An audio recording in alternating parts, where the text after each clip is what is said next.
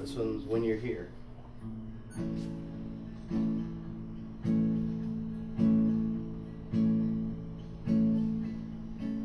When you're here, when you're out, I wanna know it. I wanna know it. When you feel, when you're down, and when all of this fails, I wanna know it.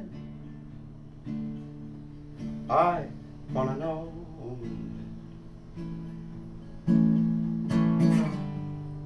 Don't you get heavy hanging around? Don't you get tired of me? When you're here, when you're down, I wanna know it. I wanna know it. Don't you get up when too quickly then you're off. Don't you get off it and really leave me off. Don't you get tired of hanging around?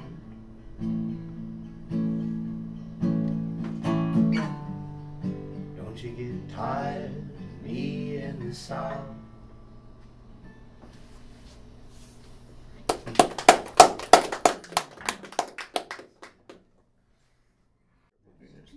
How do you think, like, your perspective of being in band has changed since you were younger? Like, when you were 20, is it different than? It's still pretty awesome. But it can be really grueling too. Like I did 32 days in Europe with 1 day off. I kind of cried a couple of times. Just kind of wears you down, especially since you feel like you're sharing so much with everybody, and you don't really leave anything for yourself. Like last night, we slept in this tiny room, all of us. That was like it's smaller than where we're standing. James is to over here, or even smaller. We were all like, and then it was like, this is like being in the van, but we're sleeping. We're all in this room. Yeah, I think it's different, because we're all in our 30s now. And I've had a couple of moments where, we're on tour. I'm laying in a bench on the van. I'm like, I guess I've devoted my 30s to sleeping in a van. I had no idea I was going to be doing this. But, could be a lot worse. Could be making less money at a really crappy job. Yeah. But these guys have been in bands together since they were 15, so... Yeah, what do you think, Joe? Things have changed. Has it changed? Yeah, since we were kids to now. How has your perspective changed? You're better. Well, yeah, I hope so. Yeah. So long at it, he'd like to improve. I don't know. It's hard work, but it's the right work to be doing, because it's what we're passionate about. So, we've worked hard at a lot of jobs, but even when this is on its worst day, it's still better than my best day as a trucker. I say that much right now. Good. Yeah, yeah. Yeah, so we're really lucky to be able to keep doing this, and I don't know that it's really changed a whole lot. I think there's still a purity of why we want to do it that's always been there, and really why we want to do it is because we like to sleep in the van. Right. That's really what it comes down to. Well, I don't know if you guys ever heard that, like a parent or somebody telling you, like, fine, make sure you find something you love, you never work a day in your life, that kind of crap, but it's actually pretty true. Like Joe's saying, like, your worst days are still like, well, at least I'm not shoveling shit. But really, I think even if I was a bread maker and passionate about it, I would, if that's what I like to do, it'd be a great job. But it really is like being in a marriage.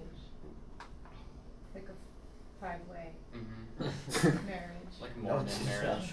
Well, Maybe it's not just that way. I guess it is like you're living.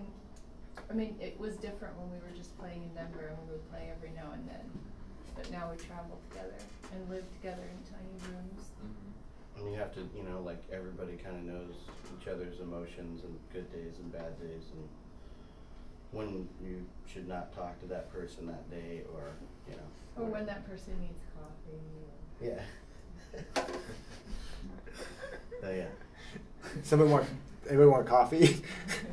I'm good. Yeah, No, okay. it's me. When we went through this phase, we toured pretty hard for a year and a half, pretty much nonstop, and we would go through this phase where Nathaniel wouldn't let us go and get coffee, but damn it, Gotta get on the we're driving, and everyone was like.